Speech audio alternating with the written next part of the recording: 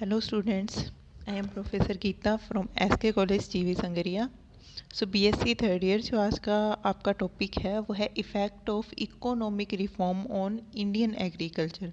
ठीक है, आर्थिक सुधार जो है उनका इंडियन एग्रीकल्चर पर क्या इफ़ेक्ट पड़ा। तो देखिए, इसके लिए जो सरकार ने 1991 में जो नई आर्थिक नीति लागू की थी, उसके दौरान सरकार ने एक पॉलिसी लागू की थी जिसे कहते हैं एलपीजी। तो देखिए, एलपीजी पॉलिसी, एलपीजी क्या है? एलपीजी है एल से लिबरलाइजेशन, प्राइवेटाइजेशन, ग्लोबलाइजेशन। ठीक है, तो देखिए सबसे पहले अपन देखते हैं लिबरलाइजेशन। तो लिबरलाइजेशन क्या होता है? देखिए, लिबरलाइजेशन का मतलब है कि जो रिस्ट्रिक्शंस पहले से गवर्नमेंट द्वारा लगाई गई हैं उनमें रिलैक्सेशन देना। ठीक है, उनमें छूट देना, जिससे कि ये क्या है कि हमारी सोशल, पॉलिटिकल, इकोनॉमिक जो है एरिया में सुधार हो सके। ठीक है, तो इसके लिए ये कोई डीरेगुलेशन नहीं है। ठीक है, ये सिर्फ एक प्रोसेस है जिसमें कि हमें कुछ छूट दी जाती है। ठीक है, तो इसके लिए अपने जो प्राइवेट सेक्टर हैं वो अपना जो इकोनॉमिकली है अच्छा अपना वर्क कर सकें, इसके लिए जो गवर्नमेंट रेगुलेशंस हैं या रिस्ट्रिक्शंस हैं उनमें थोड़ी सी छूट दी जाती है। इसे रिमूवल ऑफ कंट्रोल्स कह सकते हैं। ठीक है, तो ये आपका होता है लिबरलाइजेशन इकोनॉमिक सेक्टर्स में, जिससे कि इकोनॉमिक में सुधार आ सके।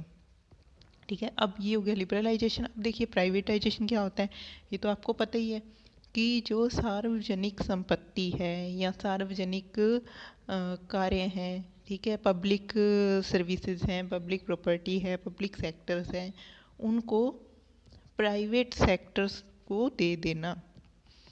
ठीक है, वो होता है प्राइवेटाइजेशन। वो प्राइवेट सेक्टर जो कि या तो प्रॉफिट के लिए या नॉन प्रॉफिट ऑर्गेनाइजेशन की तरह काम करते हैं। ठीक है, तो इसमें क्या है, जो गवर्नमेंट है उसको आउटसोर्सिंग होती है। ठीक है, प्राइवेट सेक्टर्स के कार्य द्वारा इसमें वो प्राइवेट सेक्टर्स को अपना काम दे देते हैं। जैसे कि फॉर एग्जांपल, ठीक है, प्रिजन मैनेजमेंट हो गया, लॉ एनफोर्समेंट हो गया। ठीक है, इसको देखिए हम प्राइवेटाइजेशन को ऐसे डिफाइन कर सकते हैं कि या तो जो हमारी पब्लिक प्रॉपर्टी है या कोई पब्लिक की कंपनी है, उसके जो शेयर्स हैं उसको कोई खरीद लेता है तो उसका उस पर निजी स्वामित्व हो जाता है, या फिर उसके साथ जो है हम उसके साथ संयुक्त रूप से काम करते हैं, तो वो आपका जब उस पर निजी स्वामित्व हो जाता है तो वो हो जाता है प्राइवेटाइजेशन। ठीक है, यानी काम जो है प्राइवेट सेक्टर्स को सौंप देना। तो अब देखिए आपका ग्लोबलाइजेशन। अब ग्लोबलाइजेशन क्या होता है, जिसमें कि हम अपने जो प्रोडक्ट्स हैं उसको हम नेशनल लेवल पे, रीजनल लेवल पे या लोकल लेवल पे, ठीक है, किसी भी लेवल पे हम उसको ख़रीद सकते हैं या बेच सकते हैं। यानी कि जब कोई भी सर्विस है या कोई प्रोडक्ट है उसकी जब मूवमेंट बॉर्डर के बॉर्डर के अंदर या बाहर से होने लगती है, ठीक है, बॉर्डर के उस साइड भी आप जाके सेल कर सकते हैं। ठीक है, आप उधर से प्रोडक्ट खरीद कर आप इधर भी ला सकते हैं। यानी कि पूरे वैश्विक स्तर पर जब आप व्यापार कर सकते हैं तो उसे कहते हैं ग्लोबलाइजेशन। ठीक है, तो ग्लोबलाइजेशन जो है वो एक नेटवर्क है, ठीक है, इकोनॉमिक, पॉलिटिकल, कल्चरल इंटरचेंज का, जिसमें क्या करते हैं हम कि हमारी जो इन्फॉर्मेशन है या एक्टिविटीज़ हैं जिसमें कि सभी तरह की होती है, मार्केटिंग सभी तरह की होती है, कोई भी जो साइंस और टेक्नोलॉजी की डेवलपमेंट है, कुछ भी है, सभी को हम जो है वैश्विक स्तर पर हम उसको खरीद सकते हैं या बेच सकते हैं, वो होता है ग्लोबलाइजेशन। ठीक है, तो ग्लोबलाइजेशन में क्या है, इकोनॉमिक ग्लोबलाइजेशन में कि हमारी जो फाइनेंशियल स्टेट है, जो हमारी मार्केटिंग है, जो टेक्नोलॉजी है, ठीक है, उनमें सुधार हो सके, इसीलिए ये ग्लोबलाइजेशन को लागू किया गया था। ठीक है, यानी मेन ये था कि हमारी जो आर्थिक स्थिति में सुधार हो सके। ठीक है, तो ग्लोबलाइजेशन हो गया, ये तीन चीज़ें थी। ठीक है, लिबरलाइजेशन, प्राइवेटाइजेशन और ग्लोबलाइजेशन। ठीक है, अब देखिए कि 1990 में, ठीक है, 1990 में क्या था कि जो हमारी आर्थिक स्थिति थी जो हमारे देश की, वो बहुत डाउन हो गई थी। ठीक है, क्योंकि पहले जो गवर्नमेंट की चलाई गई जो पॉलिसीज़ थी उनकी वजह से, ठीक है, इन पर जो गिरती जा रही थी, इसलिए सरकार को जो है इंटरनेशनल मार्केट में आना पड़ा और ये जो पॉलिसी है ये लागू करनी पड़ी। ठीक है, अब इस पॉलिसी में क्या था, लिबरलाइजेशन, प्राइवेटाइजेशन, ग्लोबलाइजेशन। ठीक है, अब ये सिर्फ जो है आपके सेकेंडरी या टर्सरी सेक्टर्स को ही इफ़ेक्ट नहीं करने थे, ये जो आपका प्राइमरी सेक्टर है जिसमें कि आपकी एग्रीकल्चर आता है, ठीक है, प्राइमरी सेक्टर को भी इसने इफ़ेक्ट किया। ठीक है, अब इसमें मतलब क्या क्या परिवर्तन आए इस पॉलिसी के कारण, वो देखिए। ठीक है, कि क्या क्या रिफॉर्म हुए एग्रीकल्चर सेक्टर्स में। तो देखिए, जो सेंट्रल गवर्नमेंट थी उसने जो रूरल डेवलपमेंट पर जो खर्च करती थी उसको कम कर दिया।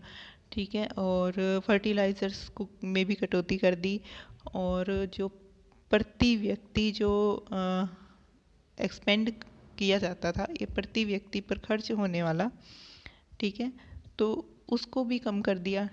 ओवरऑल प्रति व्यक्ति आय को भी आय भी डिक्लाइन होगी, जो कि रूरल एरिया में स्पेशली। ठीक है, और हमारे जो रिसर्च में था, एक्सटेंशन में था, एग्रीकल्चर में जो इन्वेस्टमेंट थी उसको भी, वो भी रिड्यूस हो गई। ठीक है, और इसमें जो अपने रूरल एरियाज थे, ठीक है, उसको भी, उसमें जो एनर्जी इन्वेस्टमेंट थी, जो इरिगेशन था, सिंचाई था, ठीक है, इन सब में भी कमी आने लगी। इसमें और क्या हुआ कि जो पब्लिक डिस्ट्रीब्यूशन सिस्टम था फूड का, ठीक है, उसमें भी कमी आने लगी। जो फूड का प्राइस था वो ज़्यादा हाई होने लग गया, प्राइस राइज हो गया।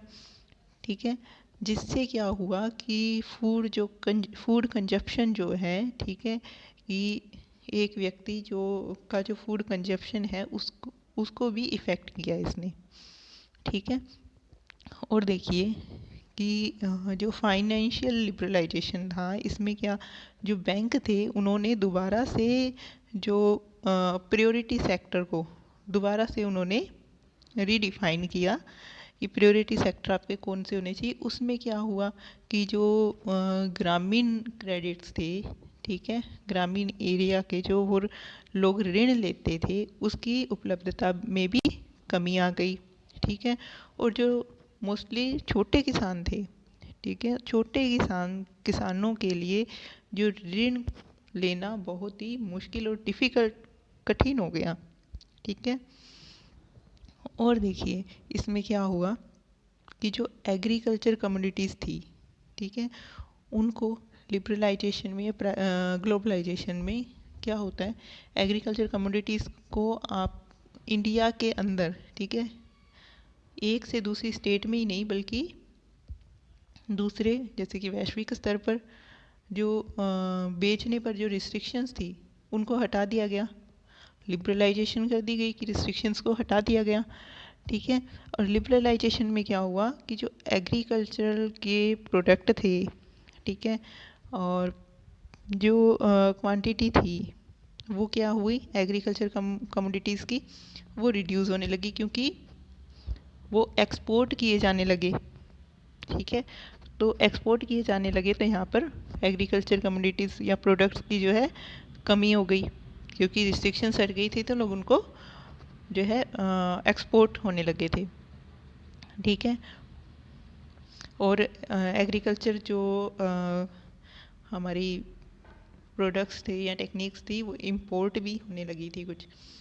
ठीक है, अब देखिए कि इन सब कारणों से जो परिवर्तन आए उनसे क्या इफ़ेक्ट पड़ा। परिवर्तन आए, आपने देख लिया क्या क्या परिवर्तन आए। ठीक है, अब उनका क्या इफ़ेक्ट पड़ा देखिए इफेक्ट ऑफ रिफॉर्म्स, तो जो एग्रीकल्चर सेक्टर्स में जो रूरल इंडियन इकोनॉमिक थी, ठीक है, या सोशल इकोनॉमिक थी, ठीक है, उन सब में काफ़ी उनकी स्ट्रक्चर में काफ़ी चेंजेस आए, क्योंकि मेन हमारा जो है एग्रीकल्चर सेक्टर है, अगर उसको उस पर कोई इफ़ेक्ट पड़ेगा तो हमारे समाज पर इफ़ेक्ट पड़ेगा ही पड़ेगा, क्योंकि एक दूसरे पर डिपेंड हैं वो सभी, ठीक है। फिर देखिए इससे क्या हुआ, हमारे आर्थिक स्तर पर भी प्रभाव पड़ा। अब आर्थिक स्तर पर जो प्रभाव पड़ा उसमें क्या क्या थे, ठीक है, जो इसके लिए ज़रूरी था एग्रीकल्चर डेवलपमेंट को ध्यान में रखना। इसके लिए क्या क्या करना था, लिविंग स्टैंडर्ड्स, ठीक है, यानी हमारे लिविंग स्टैंडर्ड्स को ऊंचा उठाना, ठीक है, और गरीबी को कम करना, और खाद्य सुरक्षा फूड सिक्योरिटी को बढ़ाना, ठीक है, ये श्योर करना, और जो इंडस्ट्रीज़ हैं या जो उद्योग हैं और जो प्रोडक्ट्स हैं उनके लिए मार्केट बनाना, मार्केट की को उपलब्ध करवाना, ठीक है, और इकोनॉमिक ग्रोथ में जो नेशनल इकोनॉमिक ग्रोथ है उसमें कंट्रीब्यूट करना, ठीक है। तो इसके लिए क्या होगा कि जो सरकार ने 1991 में पॉलिसी बनाई थी उसका जो है इंडियन एग्रीकल्चर पर बहुत इफ़ेक्ट पड़ा। अब क्या इफ़ेक्ट पड़ा, देखिए कि जो इकोनॉमी थी इंडिया की, ठीक है, जो सोसाइटी की इंडियन लोगों की, ठीक है, वो लो हुई पहले से, ठीक है। नई इकोनॉमिक पॉलिसी से जो है कई सीरियस इश्यूज जो है इंडियन एग्रीकल्चर में आए।